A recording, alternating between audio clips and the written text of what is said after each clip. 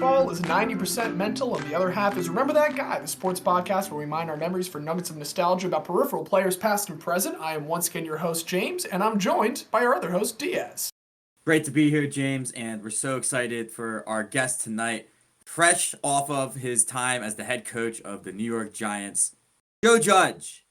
No Joe. No Joe. All right, well, we don't have Joe. I guess we'll have to settle for another famous New Yorker, but thankfully not a Giants-affiliated one. Please introduce yourself. Yeah, that's right. It's me, the very special guest Xavier. And no, I do not like the Giants. I will never work for the Giants. Don't have to worry about that on this non-New York podcast. We might get Joe Judge to join us later, because I can see outside right now, he's making it to us 1 yard at a time. He's just been running quarterback sneaks since he started like 50 miles away from us, so by the end of it, we might get a statement from Joe Judge, but Xavier, it is so nice to have you in the meantime. One small quarterback sneak for man, one giant leap out of the Giants organization. I understand the first one they did, because they did give up a safety the week before.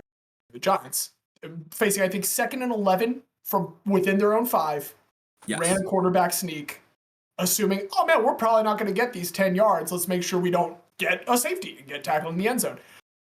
And then on 3rd and 10, this time from their 5-yard line. Wait, let me say 3rd and 8. 3rd and 8. So they got 3 additional yards of room. Hey, maybe 3rd and 8, you can pick this up. Take a shot. He gave up, and thankfully the Giants organization gave up on him as well. Here's my thinking. It's time for Rooney Mara to take over the team. Because you know what? Clearly, the Giants only care about star power. They do not want anything to get out of the family. I think it is time for lauded actress Rooney Mara to finally step into the family's shoes and take over the New York Giants organization. Sorry, the New York Football Giants organization. I do like that officially that is still their title. Well, as opposed to at the time, the baseball Giants. There was a distinction to make. Yeah, it's a neat little remnant. It's kind of like a vestigial tale, almost, that has just remained in the X-ray of the New York Giants franchise. It's like, hey, technically Pennsylvania is not a state. It's a commonwealth. Well, thankfully, Joe Judge, not making memories for anybody right now. Honestly, probably shouldn't in the NFL ever again. But I am sure there are some people making memories for you two right now. There certainly is, and currently he's tied for the longest streak of consecutive 30-plus point games in the history of the Philadelphia 76ers, and that is Joel Embiid. Currently tied with Allen Iverson and Wilt Chamberlain, 8 consecutive 30-plus point games. Tomorrow night against the Celtics, where I will be in the building, and this could go down as perhaps our worst jinx yet. Ooh, it could. It could go bad in a lot of ways, and I don't want to say any of them out loud, but I will be in the building tomorrow night. Certainly hope that Joel Embiid can set the record to stand alone with 9 consecutive 30-plus point games. I'm mostly surprised that Iverson and Wilt never had longer streaks. That's kind of the most surprising thing. Wilt Chamberlain did not have more than 8 consecutive 30-point games. I am like gobsmacked that never happened. Right, no, it's ridiculous, but Joel Embiid just on the most dominant stretch of his career right now, and it's one of those where, you know, the Sixers are probably not going to win a title this year. A lot of things would have to happen for that to happen. Certain non-shooting point guards may need to, you know, stop occupying a $30 million hole on our roster. Russell Westbrook doesn't play for you guys. Oh, no. See, well, at least Russell Westbrook does shoot it. That's the thing. He's very bad at Russell Westbrook. Yeah, I want to make it clear. I felt bad as soon as I say that. Russell Westbrook's my favorite, like, non-ever related to the Spurs player ever. He is the perfect example of a player that you love to watch when he's not on your team, because you're just in awe. You're just in awe of it. The other night they were playing the Kings, and like LeBron, like possession by possession, brought them back into it. They're down 4, and Russell Westbrook gets the rebound, brings it up, dribbles the ball for 20 seconds, and chucks a 27-foot 3 that like hits the side of the rim and like was never close. But you have to respect the audacity, I guess is the word that I would say. But a player that deserves to have that kind of audacity and has been living up to it is Joel Embiid. Tomorrow night, Friday night, going against the Celtics in Philadelphia. I don't see how he doesn't get it. And when you listen to this episode on Sunday, you can be like, wow, that really sucks for that guy. He sounded so confident. So we'll see. But thank you, Joel Embiid, for all the positive memories you're making. leading up to the Joel Embiid Andrew Wiggins draft, I have never seen someone more invested in specific college players. I know people who love college basketball just across the board, but the way that you, Justin Diaz, that season were just lasered in, what was it, Kansas? Kansas. So there's a specific game. Kansas was hosting Oklahoma State, and so Marcus Smart, I think, went fourth that year. And Wiggins was still the projected number 1 pick. So I was like, all right, this is a big game to watch. And like, frankly, at this time, I had not heard of Joel Embiid. And within the first 10 minutes of that game, I was convinced he was going to be the greatest basketball player of all time. Because the broadcast did a really good job of like setting up like, oh, 4 years ago, this guy wasn't even playing basketball. He was just a volleyball player in Cameroon. And I just saw him. He was the most athletic player on the court. He had, I think, 5 blocks in the first 10 minutes. And it was just absurd. Great finishing around the rim. And then I saw him hit like an off the dribble, like 18-footer. That all was within like the first 10 minutes. I was like, this guy's fucking unbelievable. Holy shit, this is going to be the greatest basketball player of all time. And wouldn't you know it? Here's what I'll say. He's not the greatest basketball player of all time yet. But there's never been anybody in the history of the game that at that size can do the things that he does. It's absolutely ridiculous. He has a Kobe bag. Yeah. At 7'2". Yeah. He has a Kobe bag at 7'2". Like, what? It's absurd. No, I'll totally agree. It's similar to Lamar Jackson in that if they keep it up just because of what they're doing, where they play on the field or on the court, they are the best person to ever do that, because to be doing that in that position, if a running back and a quarterback are both as athletic and both able to do the same things on the field with the ball, then the quarterback is worlds better than the running back because they can do other things. Exactly. And same for a center who can do everything that Joel Embiid does. Again, I don't think this year is the year to get a championship unless things happen, but we're in the midst of greatness right now, and we just need to appreciate greatness. Well, Xavier, do you have any greatness that's sparking any strong emotions in you right now? You got some things to be happy about. Yeah, so mine is almost a New York roundup of sorts. Sure.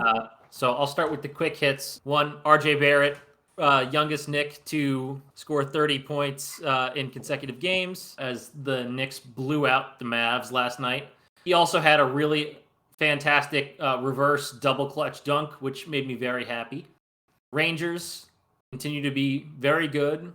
2 All-Stars this season with Chris Kreider and Adam Fox. The Yankees made history this past week. They hired Rachel Balkovich. Yeah. As the new full-time manager of their Class A Tampa Tarpons. And Rachel Balkovich is the first woman to work as a full-time manager of a major league affiliated team. She has a fantastic story. She went around the world furthering her baseball education, studying in the Netherlands, coaching in the Australian Baseball League. She worked with the Astros as their Latin American strength and conditioning coordinator because she's fluent in Spanish. I'm shocked by how many managers in baseball don't speak Spanish. That's huge. What I want to say for her, too, to give her extra credit, as I understand it, she did not grow up speaking Spanish. She learned Spanish and became fluent in Spanish because she thought it would be such an asset to her as a coach. That is my understanding as well. But I don't know. I don't really want to call this a cool thing, but just an example of how hard she worked. Before she was able to get her first real position as a strength and conditioning coordinator in the minors, she changed her name on her resume from Rachel to Ray and took out the fact that she was a D1 softball catcher to just say D1 catcher, because people would not respond knowing that she was a woman. And even after changing her name, whenever people picked up the phone to call, most of them, when they heard her, said, "We're not hiring women." And she, kept at it. And, hopefully this spurs on more teams to know, hey, there's an entire half of the world that has really talented that we should look at. So I just want to say, see what you did there. Spurs on. Yes. Movement. Hey, we're losing our female coach. No, that is tough. That is tough. Yeah. She's going to a better position. We've talked at length about this. Couldn't be happier for Becky Hammon. Couldn't be happier for Rich. God, I wish this wasn't the Yankees doing it. This is like the very sports incarnation of worst person you know. Just made a great point. Like, I hate it. I love it. It's great. No, I truly hope that she does a phenomenal job. This is a big moment, and it's great because it's going to make up for the fact that I know some Yankees will be very sad soon because they will not be able to get cheap left field home runs in Oriole Park. So this is good that they have something else to hang their hat on as Gleyber Torres weeps over that. That's fine. And I have one more also coaching related thing that I wanted to note. Yeah. The Jets and the Lions will be coaching the Senior Bowl next month. The Senior Bowl is doing a really cool thing that is way past due. They are having a minority coaching fellowship program during the Senior Bowl week, where they're having HBCU coaches join the Jets and Lions coaching staffs. They had the Virginia State head coach Reggie Barlow, Morgan State's head coach Tyrone Wheatley, South Carolina State's defensive coordinator Jonathan Saxon, and Jackson State offensive coordinator T.C. Taylor. The goal of the program is to connect HBCU coaches with NFL staffers, leading to future career opportunities. And that's extremely important because, as reinforced this week, we know how the NFL feels about minority head coaches. Hiring Brian Flores after 2 winning seasons, including winning 8 of 9, and firing David Culley, who waited 40-something years for finally getting a head coaching job after 1 season with a team that no one expected to win anything and still played really hard for him. And it's one of those ones where it makes you think that they really had no desire to have Culley in the first place, and that they just hired him more as a PR thing and a stopgap until they can get a more desired candidate the next year. So this is great for HBCU coaches, and it's cool seeing the Senior Bowl do stuff like this. And I'm happy the Jets get to be a part of it. The NFL needs this.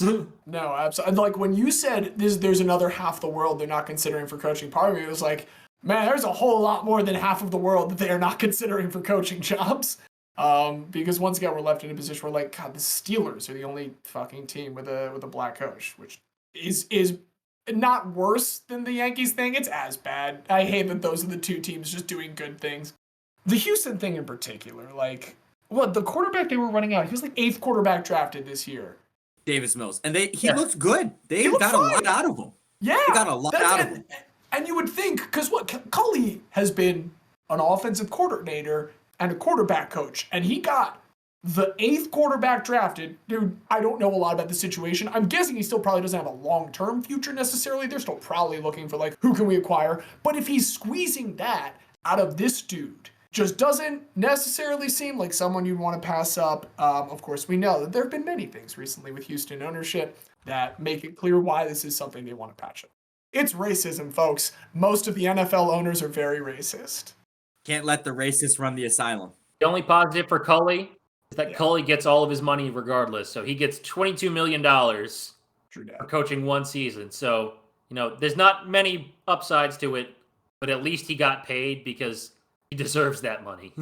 He got paid, and I mean, the biggest way to become a coach in the future is to have been a coach at some point. Yeah, that's not as true for people that aren't old white guys. Hire Jim Caldwell. He made the Lions good.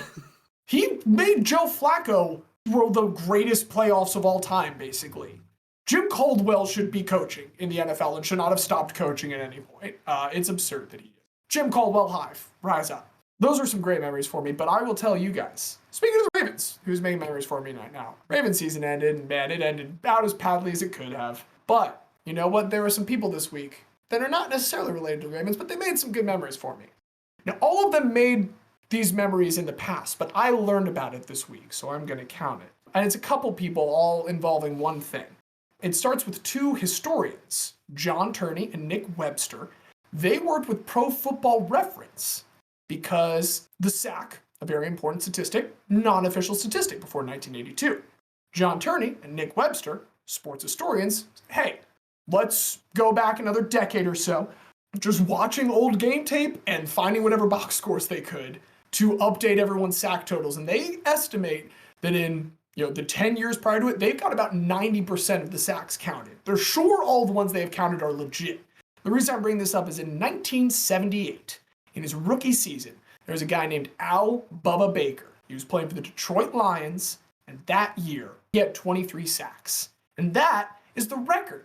And the reason I bring this up, the reason I appreciate Bubba Baker so much, again, doing this in his rookie season. He obviously won Defensive Rookie of the Year, and he was a great pass rusher for the Detroit Lions.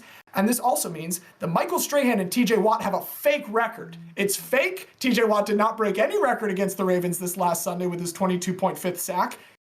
He didn't even tie a record. He is still a half sack behind Al Bubba Baker, as is Michael Strahan. They are both frauds. Al Bubba Baker is the true person. I will hear nothing to the contrary. Al Bubba Baker is your sack king. And if you want to say that's not legit, the RBI wasn't an official statistic until 1920. MLB doesn't count everything from Honus Wagner or Babe Ruth, right? They still count many of those guys. Babe Ruth, they take 230 off.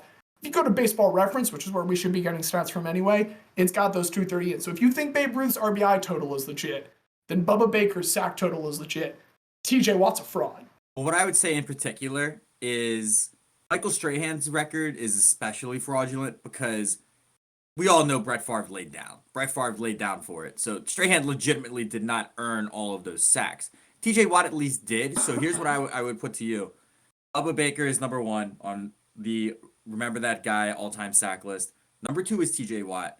Number 3 is Michael Strahan. That's how I think we should personally have our... If Mark Gastineau wasn't terrible, I would say Gastineau deserves to be up there because he probably should be if they were actually counting at that point. But he was a bad person, so we could forget him. One last, just phenomenal hit for Bubba Baker. In his first 3 years in the league, again, while the sack is not an official statistic, if you go back and count the ones he has the 3 all-time highest season totals for the Detroit Lions franchise. It is the Detroit Lions franchise, though. They had Ndamukong Suh. And Ndamukong Suh has, at best, I don't know where he stands, but at best, it's number 4. So that's our modern memories. And it's a mixed bag right now, but that's what sports are. They're a mixed bag. And I think mixed bag, I'm going to go ahead and say that phrase is an excellent chance for me to throw it to you, Diaz, because I think that kind of... it is at least tangentially related to the category you selected for us this week. Sure. So the people that we will be discussing this week have very large mixed bags, is maybe how we should put it. And the bags are so large because these are guys that were here for a long time, but not necessarily a good time. So we're looking for guys that managed to be professional in their sport for a very long time. At no point were they considered dominant. At no point were they considered great. At times they may have been considered good, but just those guys who managed to find a way to stick around for a very long time. And part of the reason I thought of this topic is because specifically I wanted to talk about one of my all-time favorite Philadelphia Phillies, and that would be Jamie Moyer. Good old Jamie Moyer. This is an excellent selection. I didn't think about Jamie Moyer, and it's insane to me that I didn't think about Jamie Moyer now that you're saying his name. So there's just so many incredible things that you can say about his career. Born and raised in Souderton, Pennsylvania, which is about 40 minutes outside of Philadelphia. So he grew up a lifelong Philadelphia fan. At the age of 17, he went to the 1980 Phillies World Series parade. And this is a significant thing that we'll hold on to, and we'll come back to it later. At the Out age of 17, curiosity, yes. 3 years later, when he was 20, did he do anything in 1983? Was there any parade that summer? So I do not think he made it back for the Sixers. I wish that he would have. Fair. See, you were able to pull out another championship. I was still talking Phillies, 83. Oh, no. The Phillies, unfortunately, in 83, they played some bird team. I'm bums. I can't remember. They had this shortstop. They were a bit down the road on Route 1. Got a bunch of crabs down there. All that kind of fun stuff. Fuck the Baltimore Orioles. Anyway, sorry. Whoa, where did that come from? I'm so sorry. Anyway, so Jamie Moyer attends the Phillies World Series parade in 1980 and then goes to play at St. Joe's. He sets all these kinds of records at St. Joe's. Is actually his number 10 that he wore while playing at St. Joe's is the only number to be retired in the history of the St. Joe's baseball program. It's the only one.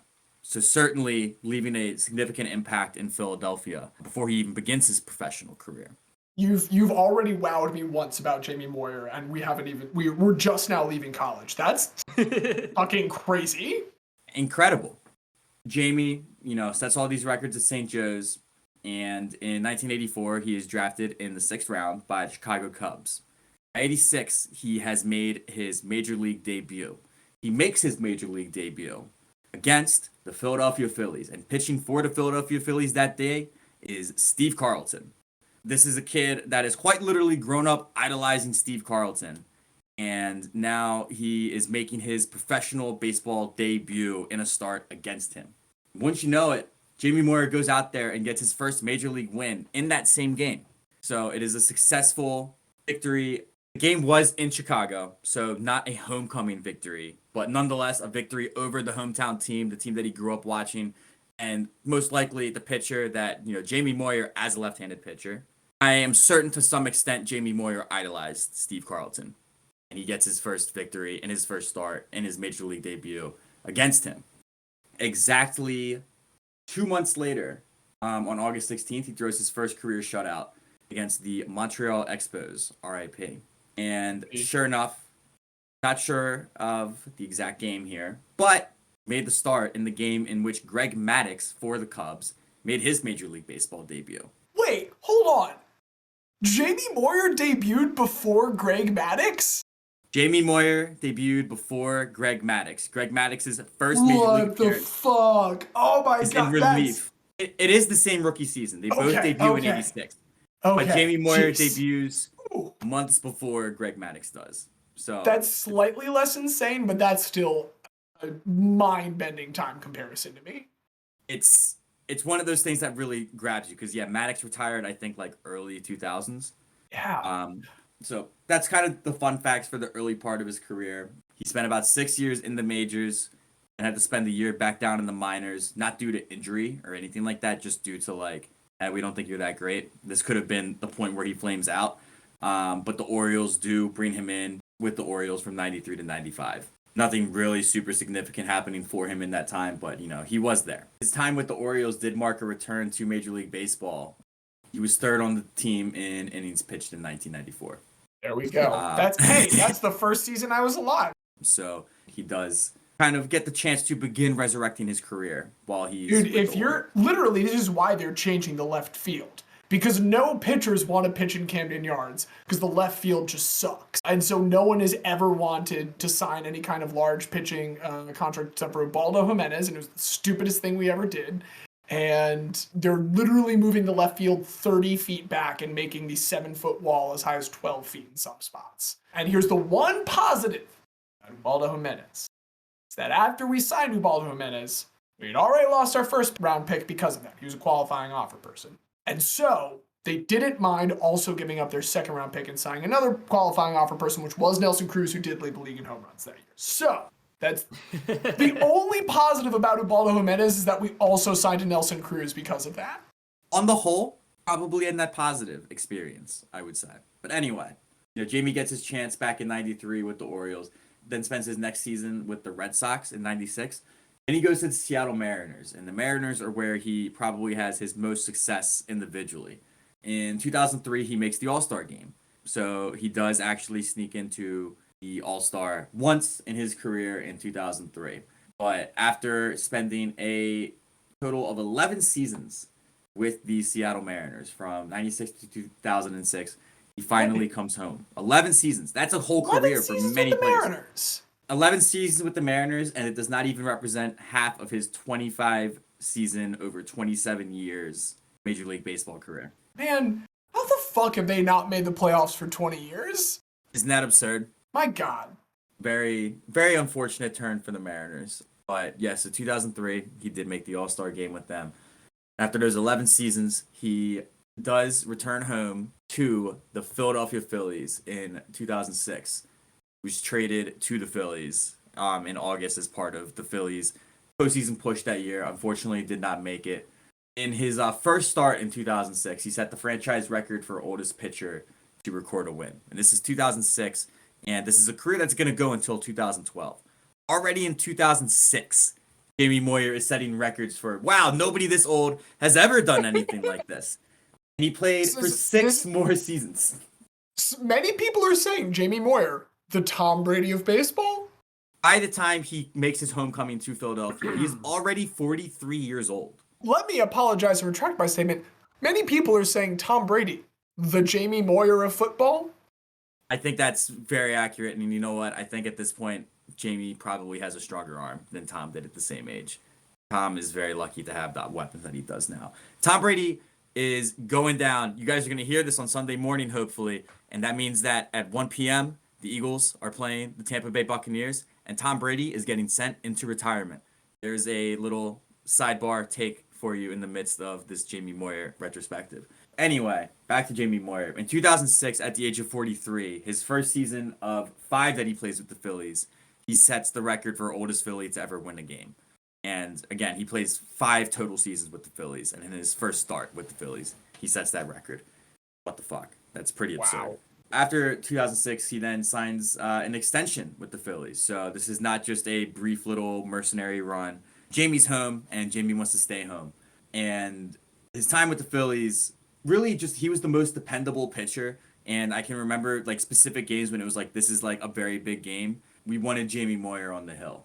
In game 162 of the 2007 season, the Phillies are tied with the New York Mets for the NL division. The Phillies were 7 games back with 17 to play. They go into New York, they sweep the Mets to make it 4 games back with 14 to play. And sure enough, that started the momentum to now bring it to the point that the Phillies and the Mets, after 161 games, are tied. And the Phillies are playing the Nationals, and the Mets are playing the Marlins.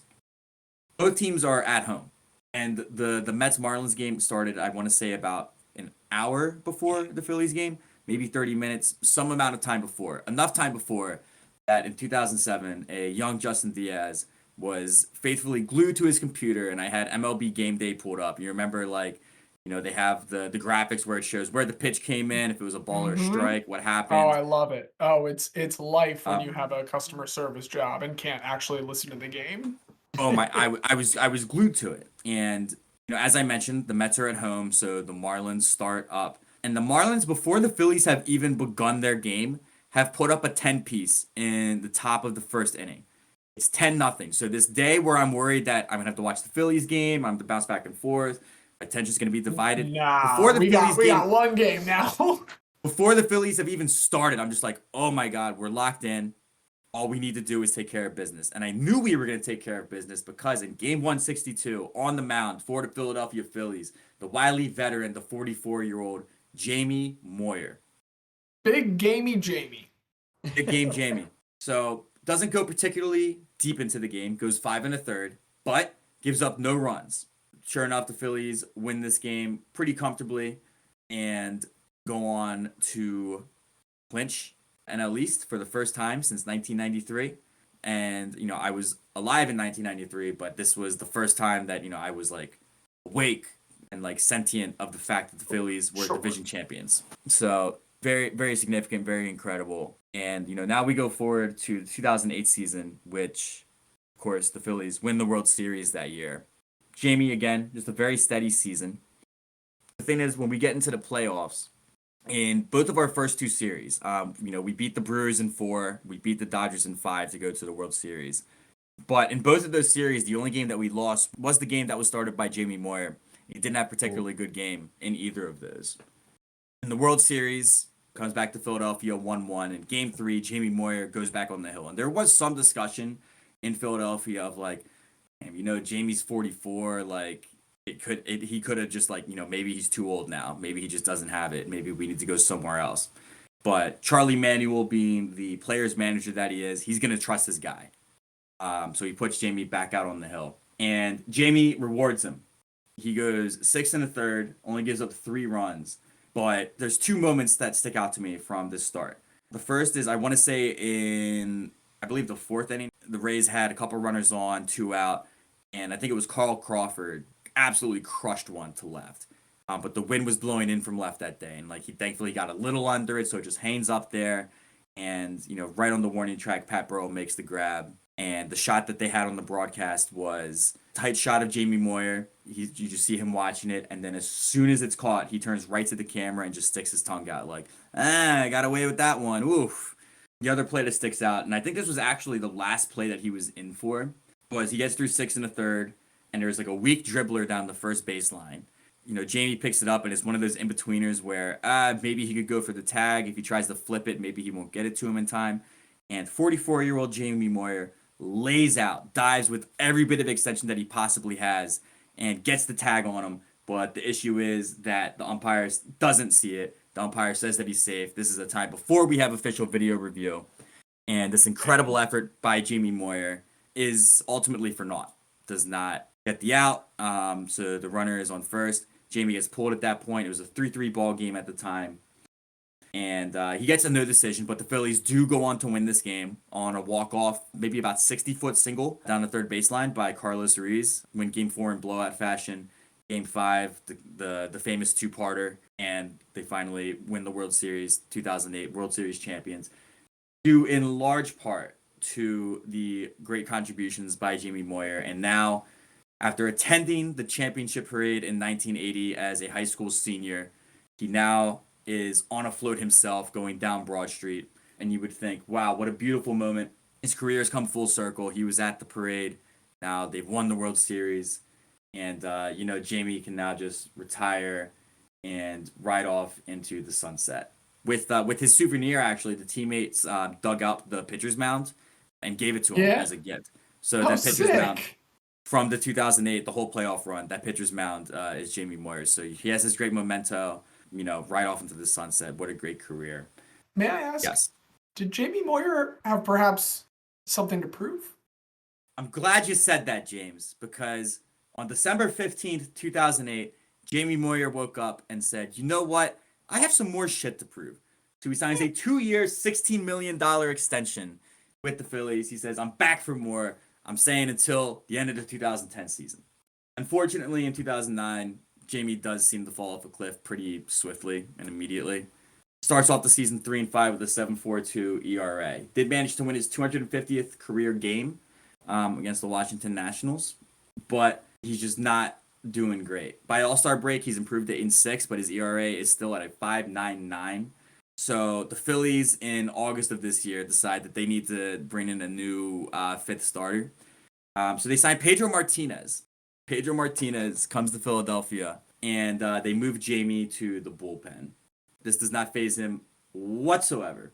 And sure enough, his first bullpen appearance on August 18th is in relief of Pedro Martinez. There was a rain delay in the fourth inning, so obviously you don't want to send old Pedro back out there. So old Jamie, he's looking loose. He hasn't started a game in a little bit, so he goes in.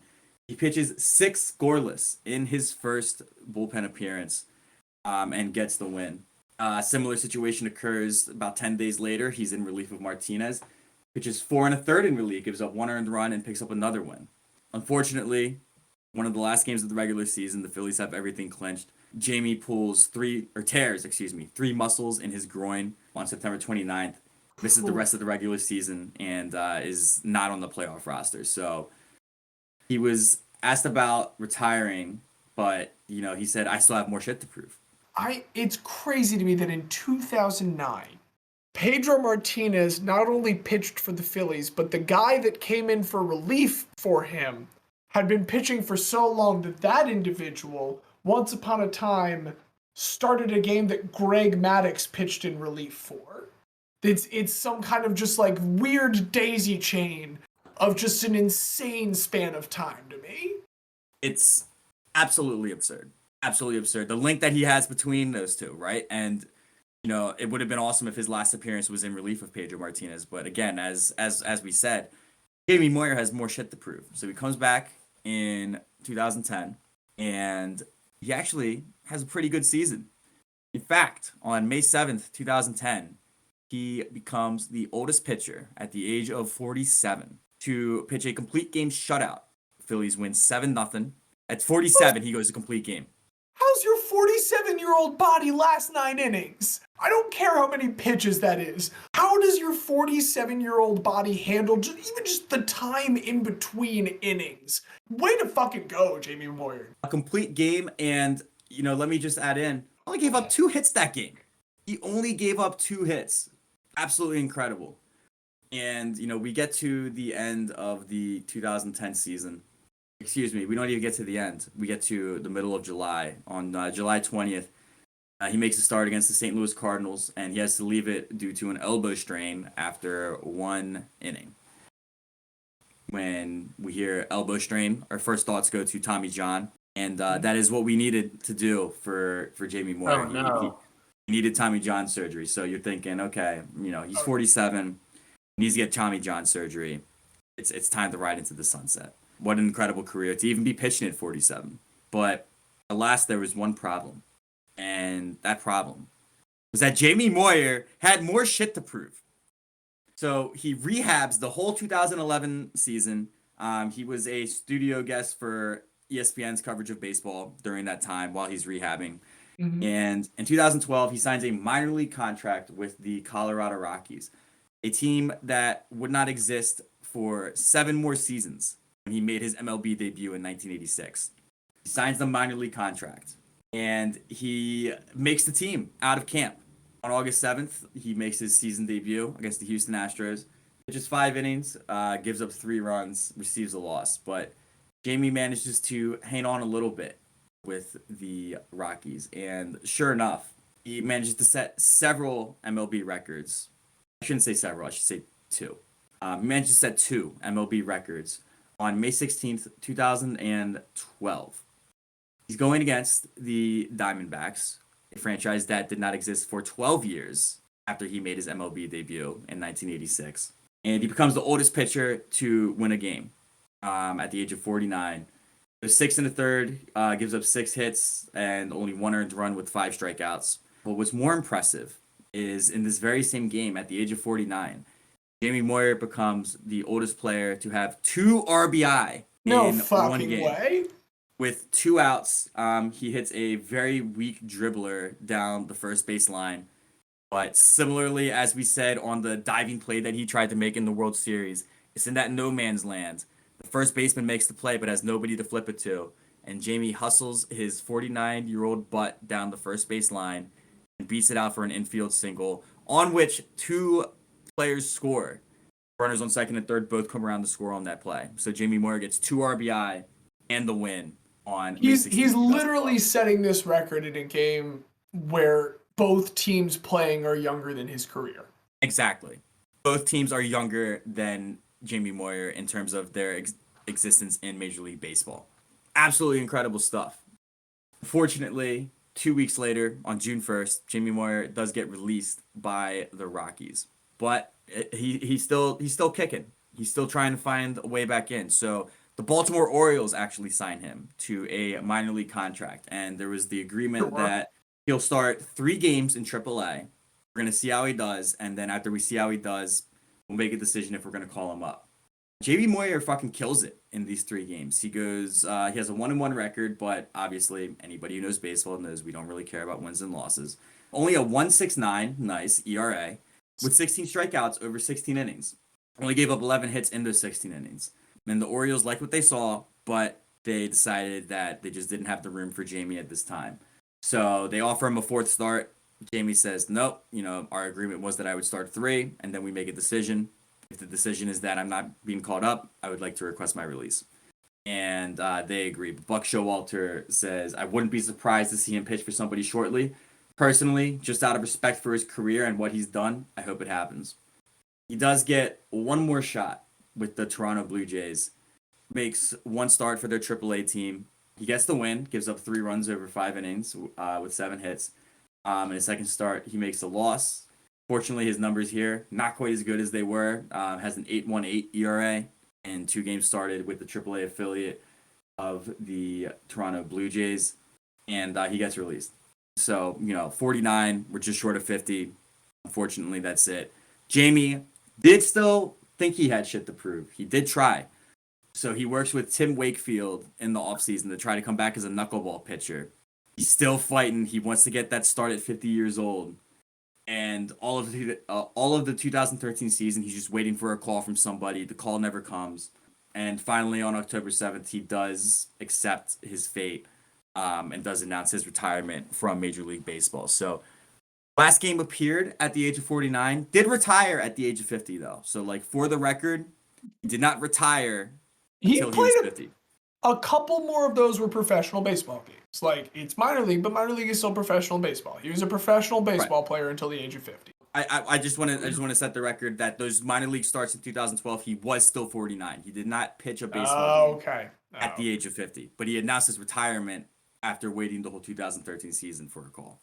So just to put into perspective how long Jamie Moyer's career was, before we were born, he had already flamed out as a starter originally, was a grizzled 30-plus-year-old vet who had to pitch in the minors for a year and a half to get another shot.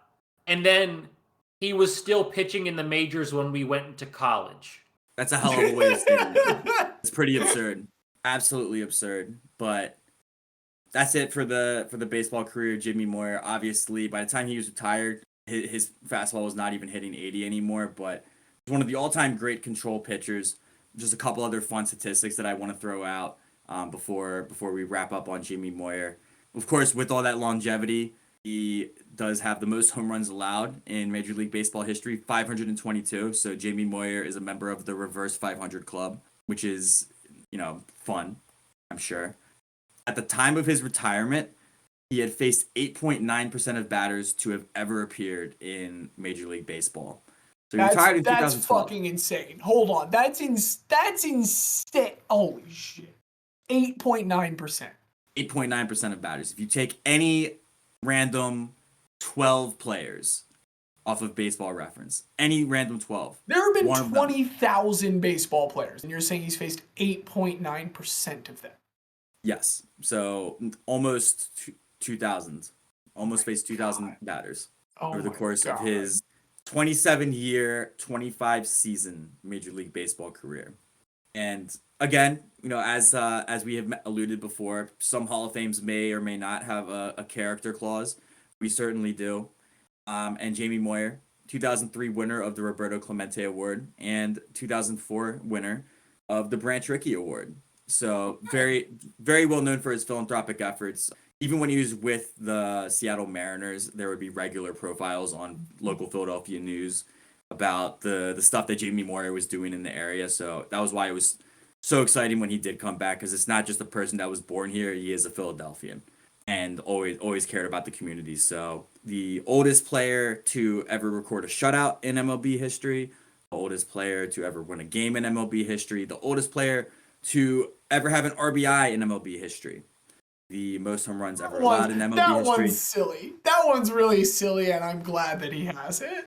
Right, like you would think maybe like Julio Franco, right? No, it's not Julio Franco. It's a person that likely struck out Julio Franco many times.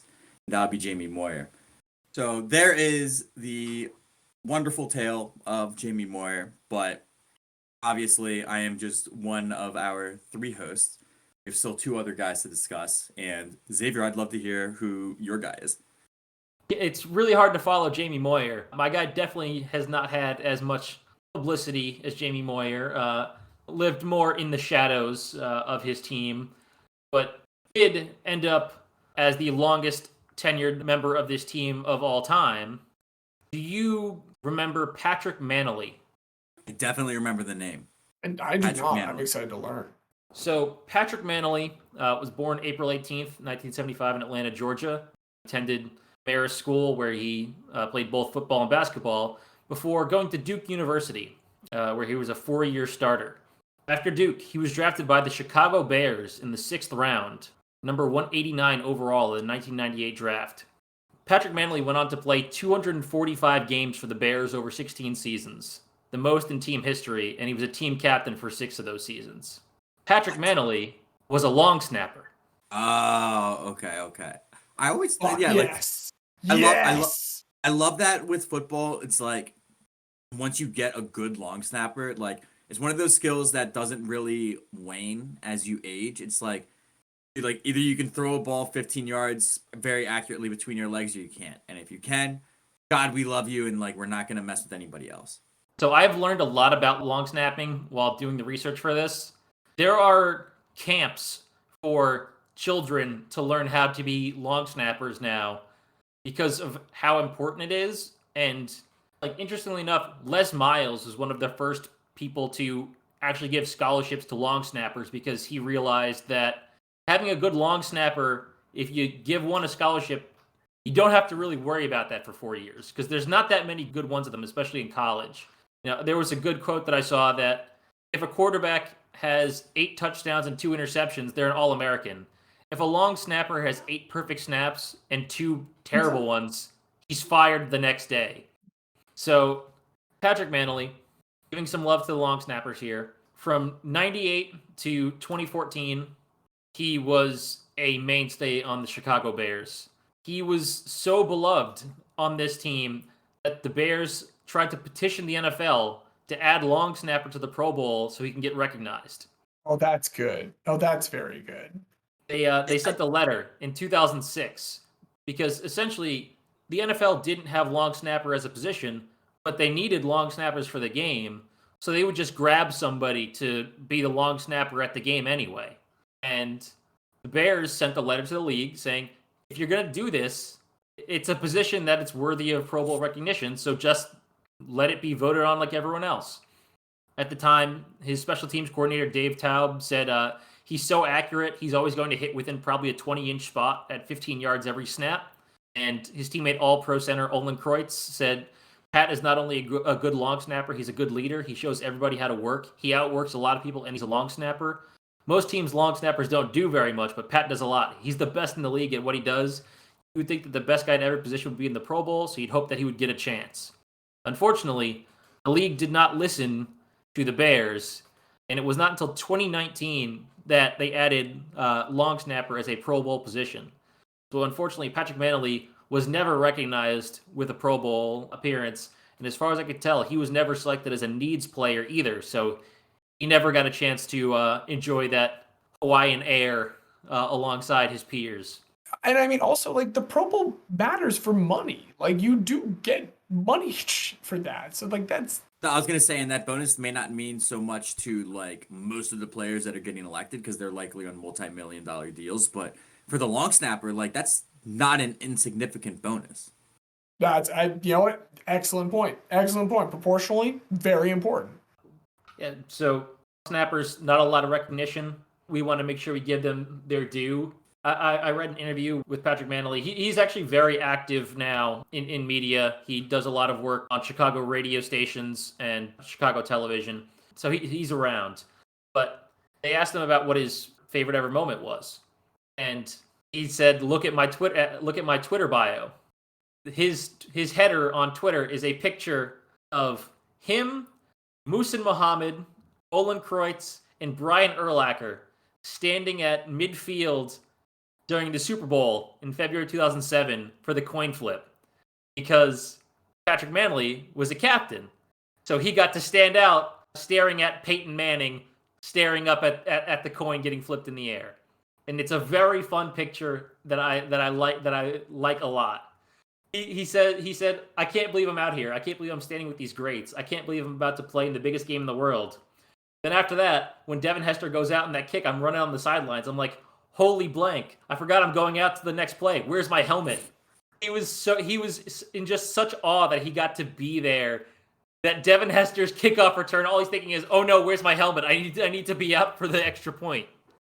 I mean, to be fair, the Bears did lose, and it seems like one of their players being so gobsmacked. I've said gobsmacked twice now in one episode. One of their players being so starstruck by the Super Bowl as to not know where their helmet is might be an indicator of some of the reasons that the Bears lost that Super Bowl. I don't know if you can pin that on the long snapper though. I'm not pinning it on the long snapper. I'm saying that's a symptom of probably a greater issue of preparation. So, but as a long snapper, he's fantastic.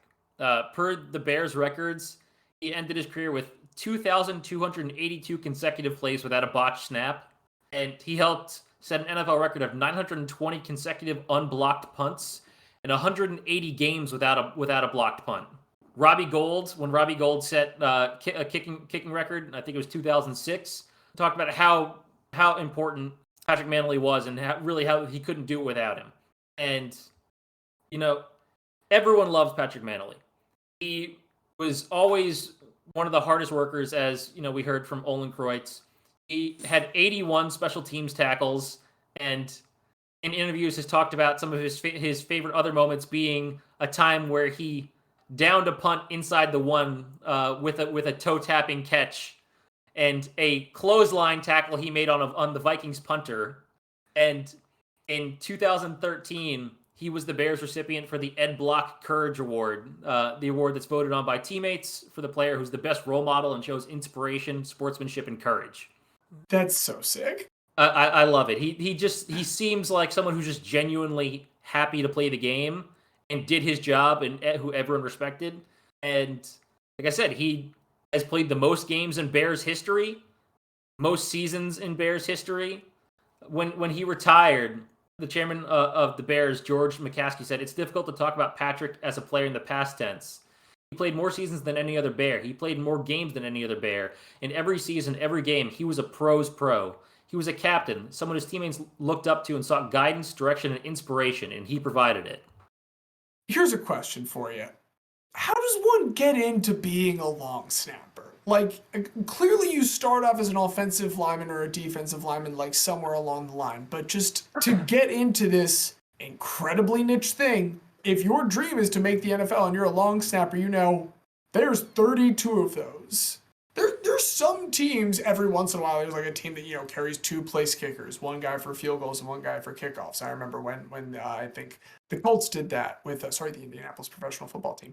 That one's not racist. I just hate them.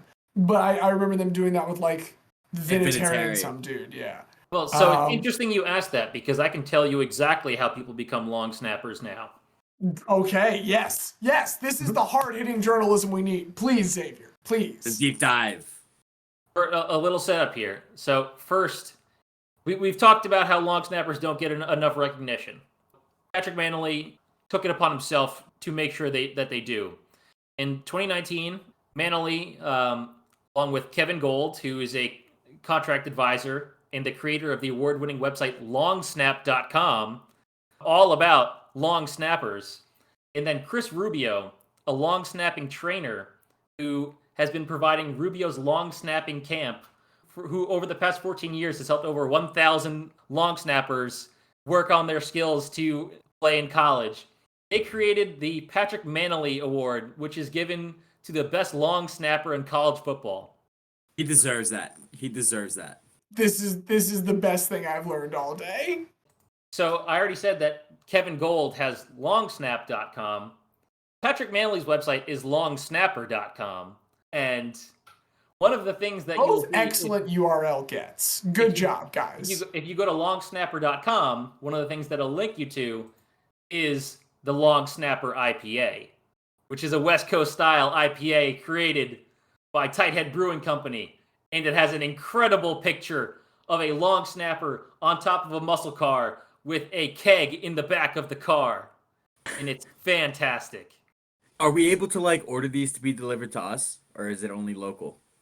It's in the Chicago area. I don't know if we can order it, but it's fun to read about it. Long Snapper is a West Coast style IPA brewer in collaboration with long snapper Patrick Mannelly, the longest tenured player in Chicago Bear history. We designed a recipe together based on Patrick's favorite beer styles and was released for the inaugural Patrick Mannelly Award given to the Outstanding College Long Snapper of the Year. The beer has an ample base in Vienna malt, accented by caramel notes from Karastan and Munich malts, hopped with a trio of traditional Northwest hops, Columbu, Cascade, and Centennial that create a well-balanced, crushable beer. Excellent line reading, sir. Excellent line reading. Thank you.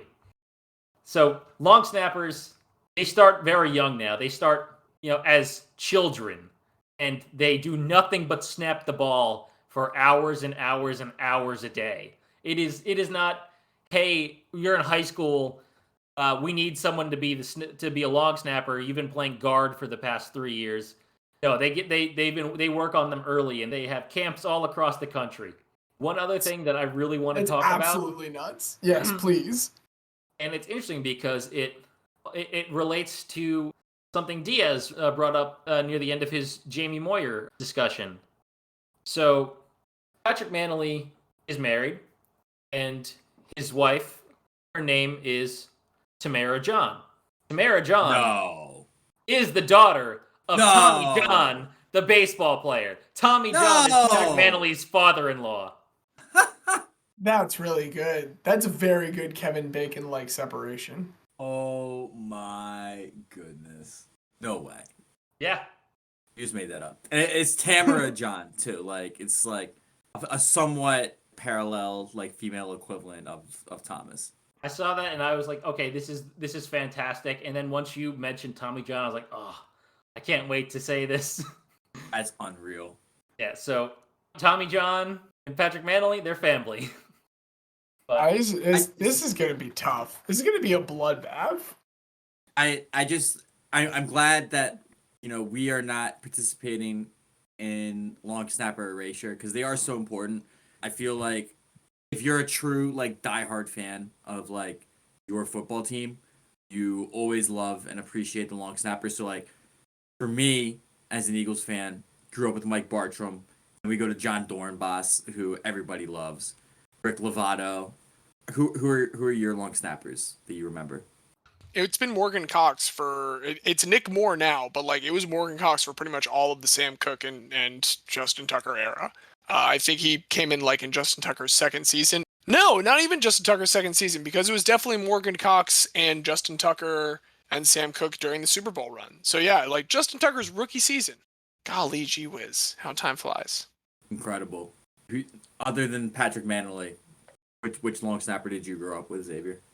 so the Jets didn't have one, Well, that explains why you've been was, so up and down as a franchise. You need that was stability. as long as that. We had James Dirth for 9 years, then we had Tanner Purdom, and now we have Thomas Hennessy, who is, That is a great the name. brother of Matt Hennessy. And is also named after a liquor. Yes. Well, I think Well, it might be we spelled love it. differently, but like I didn't have too much to say. Unfortunately, they don't keep as much records on long snappers, but I did want to, give the long snappers a shout out, and also, just someone who played for so long and maybe never got the recognition from the league that he deserved, but got the recognition from his teammates, and that might be worth more, especially with all the interviews I read from him, the way how he sounds and how he reflects on his career. I think that's worth it for him. Other than apparently a time Peyton Manning ghosted him when he tried to get something signed for a collection. We don't need to dive in on all of Peyton Manning's transgressions. He's not quite the saint that you all think he is. That's all we'll say. If you're interested in more, Google him.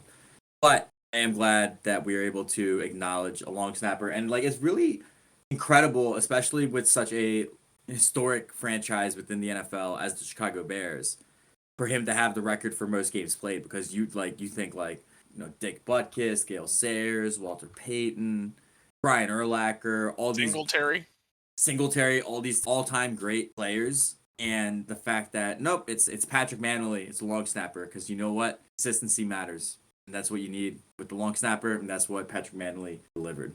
And Brady is the player with the longest career outside of special teams, and no one's gonna match him, and he's not even in the top 5 because it's kicker, punter, kicker, Brady, kicker, Jerry Rice, kicker, Brett Favre, kicker. Well, when you put it like I was that, sensing a pattern. People that don't get hit play longer. Although there is only one or two long snappers ahead. I think he was the number 1 long snapper when he retired in games played. I really love both of you guys having these people that are very tied to particular locations. Like Jamie Moyer's got the Philadelphia connection with Phillies. He also had 11 years with the Mariners. Like he has 2 long 10 years in between there. Patrick Mannelly is a Chicago icon. Because when I was thinking like here for a long time, not for a good time, I was trying to think, some mercs. I was trying to think of the people that are transients throughout the league, shuffling from franchise to franchise, and it's very interesting that you guys have gotten to like geographic icons. Really, I think. No, that's very true, and like I was thinking of a similar way as well. So like while I believe he's still active, like I was considering Ish Smith for this presentation. Like talk about a guy who is just given like barely above replacement level point guard play at every single stop in his career, and that's why he keeps going around, because he's better than any guy that you'll find off the street, but he's not that great. So I mean, I almost went the same route with someone who bounced around a bunch with my namesake, Xavier McDaniel. I mean, I would have gotten to talk about someone who played in Greece. But That would have been great. McDaniel made an All-Star game. he made one All-Star game, which is why I didn't talk about him. I want to go with someone who never was recognized by his league as the best, as one of the best in their position. But then I got to learn more about long snappers, and it made me very happy. Like the Patrick Mannelly, Marcus Camby corollary is pretty strong. That's. I mean, to be fair, at least no one stole Patrick Manley's. It's not like some other long snapper came by and said, "Nah, this spot's mine." Memento Core, your ban remains. That's our MO. Fuck Memento Core. But I mean, if you've got nothing else, I will gladly tell you, gentlemen, about this transient. Please. Do you remember that guy who played for the most teams in NHL history? I want to say. Go ahead. Mm-hmm. Listen. No, please. I'd love to hear your guess. Well, no. So this isn't a direct guess, but this is more of like, if we're playing 20 questions, I'm asking, was he an enforcer? Non-enforcer. This is a guy who played. He's a forward playing with guys like Trevor Linden. He's a forward playing with guys like Henrik Zetterberg. He's playing with guys like Eric Lindros. And he's not necessarily playing on these guys' lines, let's be very clear. But he's a hot commodity from town to town. And I'm talking about Mike Sillinger. Mike Sillinger is the NHL player who not only has played for the most teams in NHL history, but what I think is even more interesting, has been traded more times than any other player in NHL history. What an ad set. There's a couple different ways someone could be traded. It's typically going to be one of two. Like, sure, there are financial concerns and all stuff, but it's either your team is bad and you're too good for them, or your team is good and you're too bad for them. And the beautiful thing about Mike Sillinger is throughout his career, he will be both. He will absolutely be both. But it's all going to start in Regina, Saskatchewan. It is, by the way, everyone, I hope you know it's pronounced Regina. It is not Regina like King. It is Regina. And in Regina, Saskatchewan, Mike Sillinger plays for his hometown junior hockey team, the Regina Pats. They are the oldest continuously operating major junior hockey league or hockey team in Canada. They've been playing since 1917. Similarly to the Maple Leafs, they are kind of named after a military regiment. They're named after a military regiment, and they're also named sort of for this person that the military regiment is named for, Princess Patricia of Connaughton, who is a granddaughter of Queen Victoria. And so they still have like the insignia on some of their jerseys of this military regiment, the Princess Patricia Canadian Light Infantry.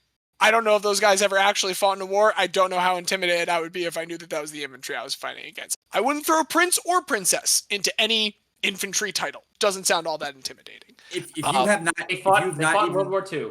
They were role players in World War II. Let's say, they're certainly not the star, but they're like, hey, we need you to just hold the flank for us. No, I agree with you. If you haven't even ascended to the throne yet, why should I fear your military? If it's a prince or a princess, the king's army or the queen's army, oh shit, this is like their best people. If it's the prince or the princess, it's like, okay, like this little fucking kid like rounded up their friends and they're gonna like throw like eggs at my house. Oh shit, I'm like terrified. Yeah, so that's the namesake of the Regina Pats, Patricias.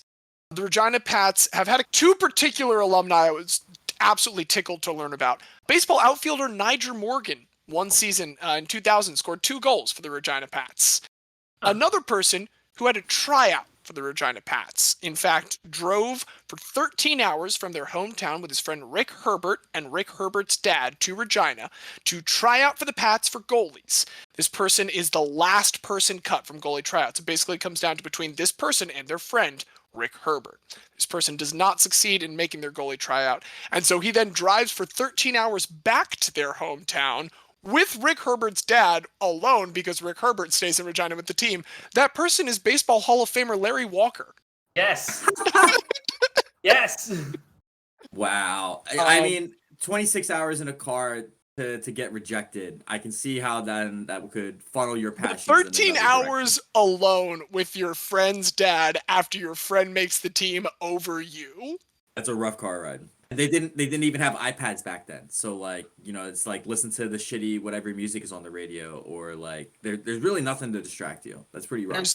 There's his nothing friend to do ever but play play- hockey. Did his friend ever play professionally though? Well, so he had a long major junior career, but he never played NHL or AHL. I'm sure Larry Walker was happier with how things turned out. Who's to say?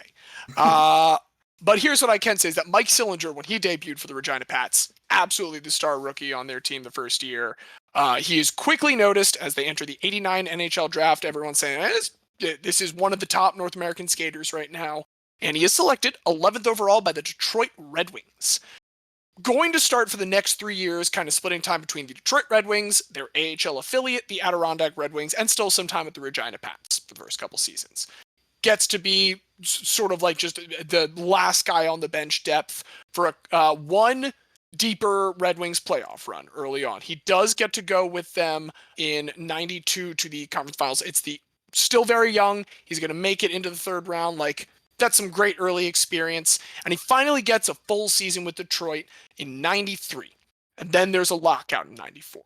And after that lockout, he is traded just ahead of the deadline to Anaheim. So if you are keeping track at home, that is trade number 1. He is now with the Anaheim Mighty Ducks. They're still the Mighty Ducks at this time. He's pretty mediocre. And so halfway through his next season with the Anaheim Mighty Ducks, he is traded. This one, he has said, like, kind of hurt because he was a very young kid. He had been in Detroit for a couple years. He had, at this point, married his wife, Carly. They marry in 94. And he's a young guy. They moved to Anaheim. He thought he was going to be a piece of a kind of young Anaheim team for a while, and so they bought a house. This is one of the last houses that he buys for a while. They start to rent for a while after this trade because he is kind of like shaken up when he is traded to Vancouver after this. He finishes out that season, and he does play another full season with Vancouver after that. So he's now been on 3 teams. He's gotten to play 1 full season for 2 different teams. He's not going to get comfortable and get to do that again for a while, because now here's what starts to happen to Mike Sillinger. The Vancouver Canucks at this time, they came short in the 94 finals to the New York Rangers. I will tip my cap to Xavier. But they're still a contender. They're still kind of making it a couple times, and then the bottom just totally falls out. This is right ahead of when they're going to draft the Sedin twins, but right as he gets to the 97-98 season, it's 3rd partial season with Vancouver, but he is at this point going to get traded to Philadelphia. That first half of the season, when he comes to Philadelphia, he gets there on fire to finish out that season. He is going to go in 25 games for 22 points, perfectly balanced between 11 goals and 11 assists. And they go into the playoffs, and they lose in the first round, just as the Vancouver Canucks had when he got traded to them initially in the first round. So, has not made it out of that first round since that one attempt with Detroit. But hey, you keep getting traded at the trade deadline. Something's bound to give. And sure enough, the next year, while he starts off with Philadelphia again, he has the worst start to his career by a wide margin. He had 22 points in 25 games last season to finish it out. In his first 25 games of this season, he has a whopping 3, and they're all assists, not a single goal in 25 games. And he's like a second, third line center. It's quite bad, and so is once again traded. This time, this is, by the way, trade number 4. Like, I pointed out that first one we got to Anaheim, we're already up to 4 now, as he goes south to Tampa Bay. Now he's going to play for the Tampa Bay Lightning.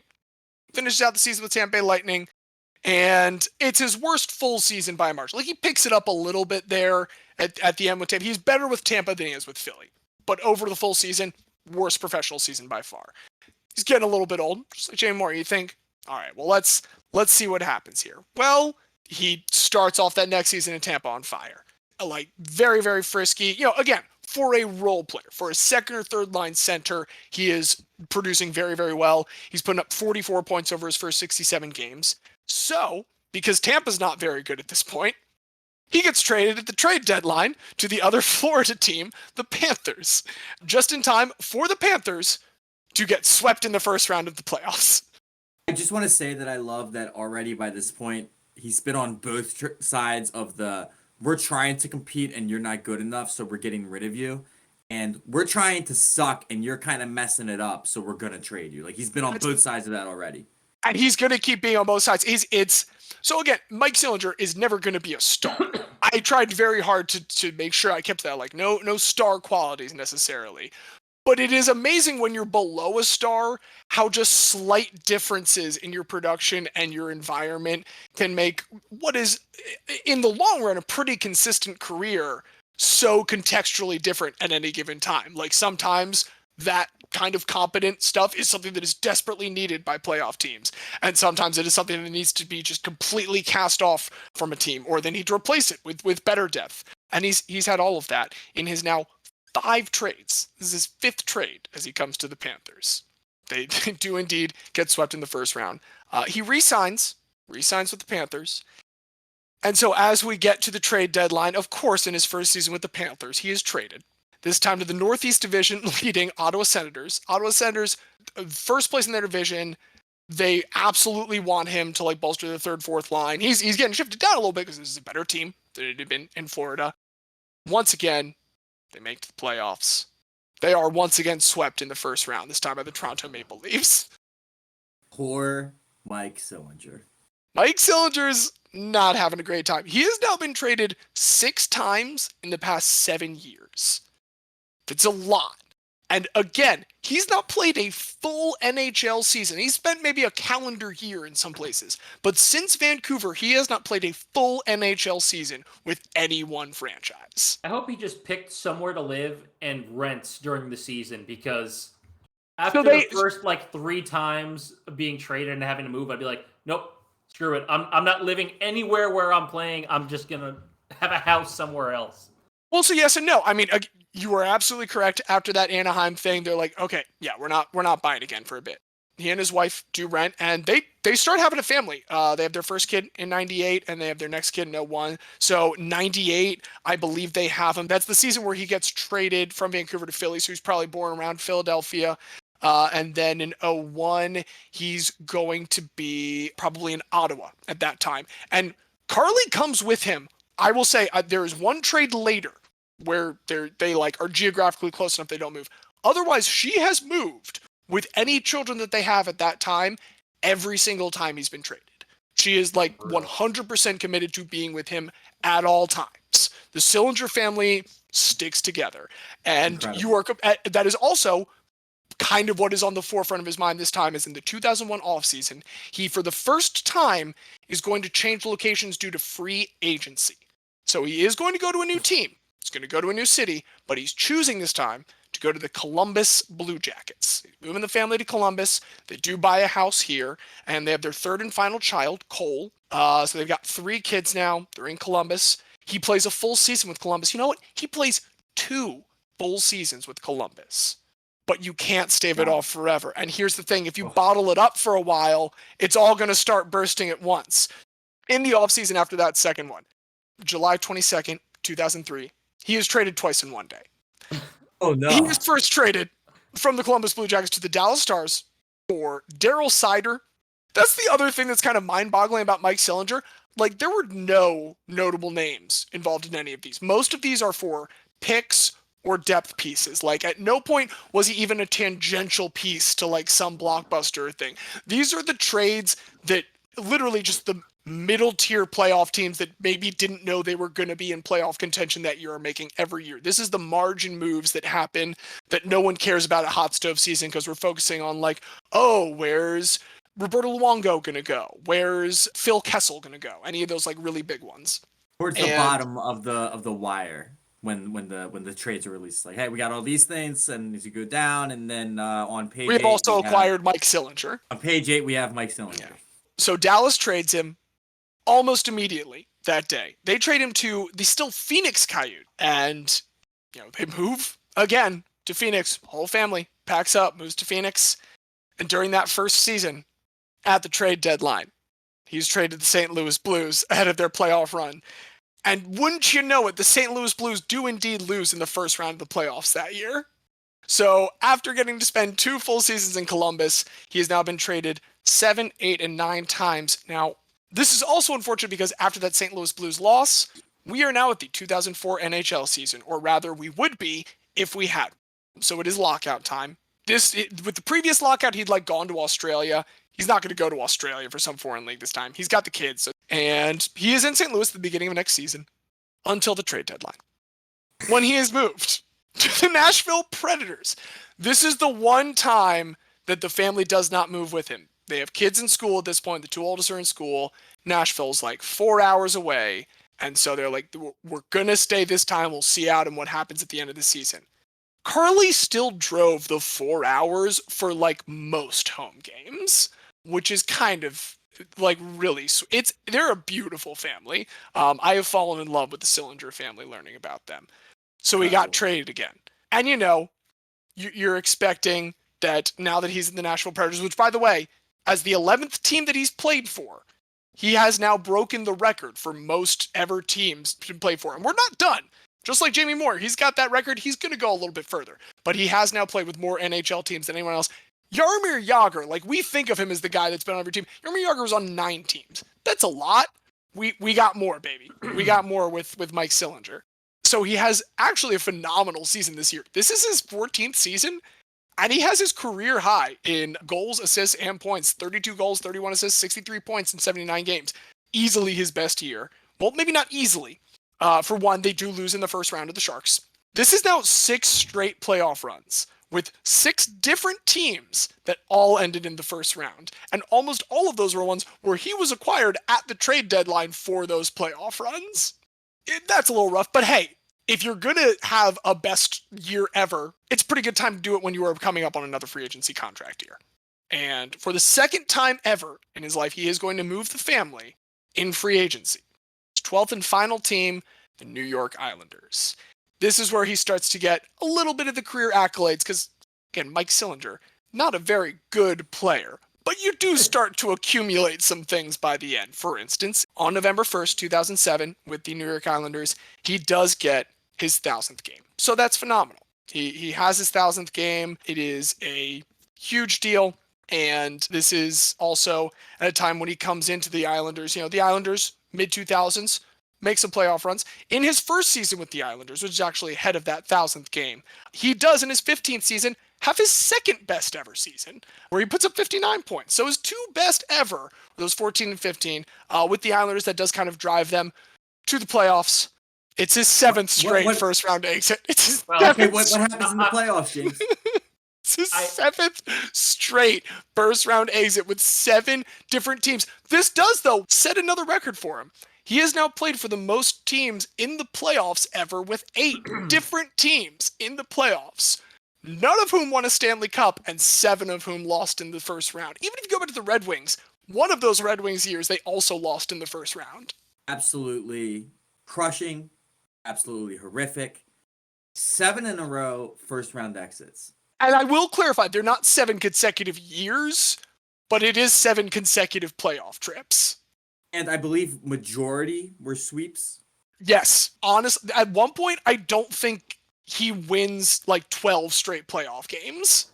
That's incredible. It's pretty brutal, but like we said, he gets his flowers. He does have his 1,000th game. Family comes on for an on-ice ceremony. He gets an assist in that game. It's a 4-0 win over the Lightning, but they do miss the playoffs that year, and he unfortunately has some hip problems. And as you might imagine, for a guy that at this point is in his 17th season in the NHL, those hip problems are going to be a problem. Those last 2 years with the Islanders are going to be a pretty steep drop-off because of that hip problem. He gets that 1,000th game. He does not get a whole lot further. He only plays 7 games his very last season before some more hip stuff flares up. So it's 17 seasons, 1,049 games, 240 goals, 308 assists.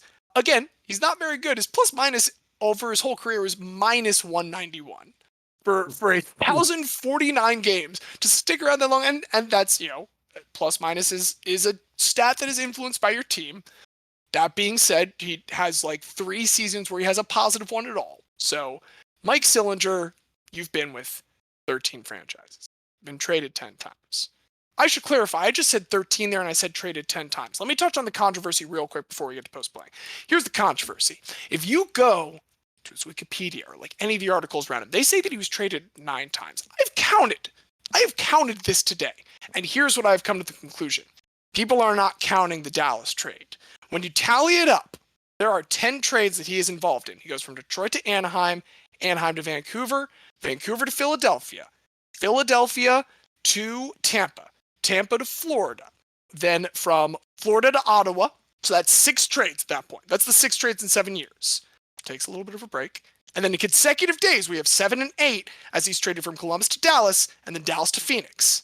Phoenix trades him to the St. Louis Blues, and the St. Louis Blues trade him to the Nashville Predators. So I count 10 trades, and yet everything I read says 9 trades. People aren't counting the Dallas trade. He has the record with or without it, but just like, Bubba Baker, we've gone back, we've looked at the box scores. We don't want anyone else, like TJ Watt, to have any kind of fraudulent record that they don't actually own. So we want to make sure that we get the actual record there for Mike Sillinger. That is 10 trades and 13 teams that he was associated with. We'll say, yes, only 12 teams he played with. Although 17 jerseys that he wore, because he did wear 2 different numbers with Tampa and 5 different numbers with Detroit. So 17 different jerseys he took the ice with. Surely, you've played for 12 teams, you've associated with 13. And what are you going to do? He's going to get with a 14th franchise, goddammit. He's going to go become the director of player development for the Edmonton Oilers, a team that he has never worked with at any point in his professional career and is just going to go to now. And this is like when they draft Taylor Hall early on in his time. They had just had Jordan Eberle. They're going to get Ryan Nugent-Hopkins. In 2014, he's going to exit the year before they draft Connor McDavid. Hey, you know what? Sometimes you got to make decisions. He didn't necessarily know that was going to happen. I don't think he has any regrets. I haven't found any opinions that he has about that. What I have found is what he's been doing since 2014, which is working with the Regina Pats. He's gone back home to where it all started. He and his wife do now live once again in Regina, Saskatchewan, where the family had been living in the off-season this whole time. They'd always gone back to Regina when they weren't playing hockey. But the traveling Sillingers have finally been able to rest, and just in time, to watch the takeoff of the career of young Cole Sillinger, the youngest of the Sillingers. Born in Columbus, when he was with the Columbus Blue Jackets, and this last year, he was selected 12th overall by the Columbus Blue Jackets. Now, once again, tiny bit of controversy, but one that I'm sure Mike Sillinger will like for bragging rights. Cole Sillinger was the 11th player selected in this draft. However, he was the 12th overall pick. And that is because the Arizona Coyotes had to forfeit their first-round pick due to performing physicals on combine-eligible players ahead of the combine. And so, even though both he and his father were the 11th players taken in the first round of their entry drafts, he was technically taken 1 pick after his father. So Mike Sillinger does still get those bragging rights over his son.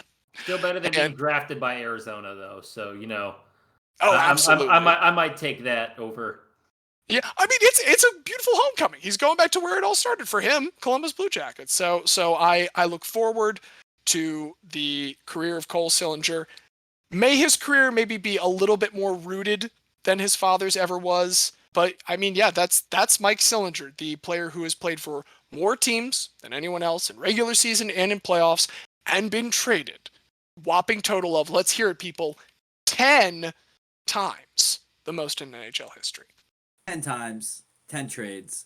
What an incredible journey.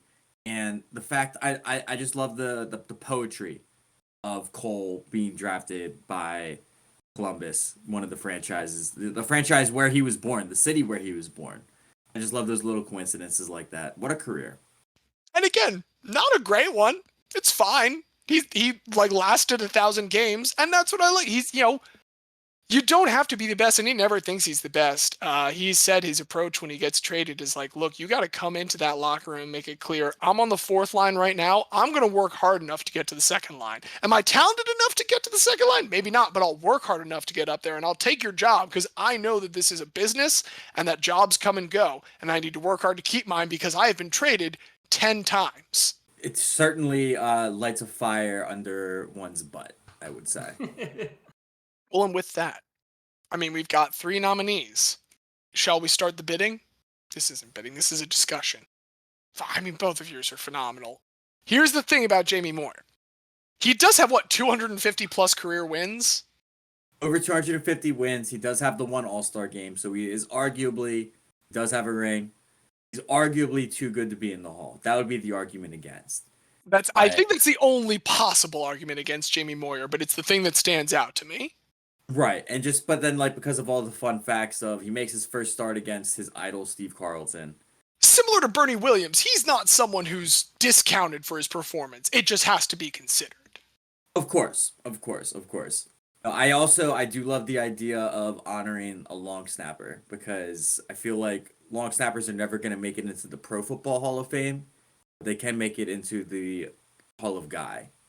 A much more prestigious hall, many people are saying. A much more prestigious and a much more inclusive hall, truthfully. So I think, there's good arguments to be made for both of those two. And I mean, the argument for Mike Sillinger is also pretty strong. To be a record holder for most franchises and most trades, it's very impressive. It means everybody wanted a little taste. Maybe not a long one. It's not quite like a Tootsie Roll Pop. It's more of a Dum Dum. Everybody wanted a taste. I think we've said it so many times. It's great that he has both been, hey, you're the one we need to get rid of before a playoff run, and hey, you're that depth piece that we need to make this playoff run. Right. Now you are a player that will get us to the playoffs. That's the Mike Sillinger story. Will you get us far? Statistically, the answer is no. I mean, what I would say is, if we're going by the literal definition of the prompt, which was here for a long time, not a good time. Jamie Moyer had good times. Yeah. Patrick Mannelly had very good times doing what he did. Also, have we even talked about the fact that he's like a big grizzled guy whose last name is basically Mannelly? We just brushed over that. Like, that's just absolute chef kiss. If there's intelligent design, that was some very good intelligent design. It was well put together. But again, Jamie Moyer had good times. Patrick Mannelly had good times. Mike Sillinger, had a season where he put up 59 points. Mike Sillinger's best season was 63. 63 was his best. Give him those 4. 59 was his second best. So he had a season where he put up 3/4 of a point in every game. But, he didn't have too many good times, but he had a lot of times. So if we were to take the most literal definition of the prompt, I would say that Mike Sillinger deserves the nod.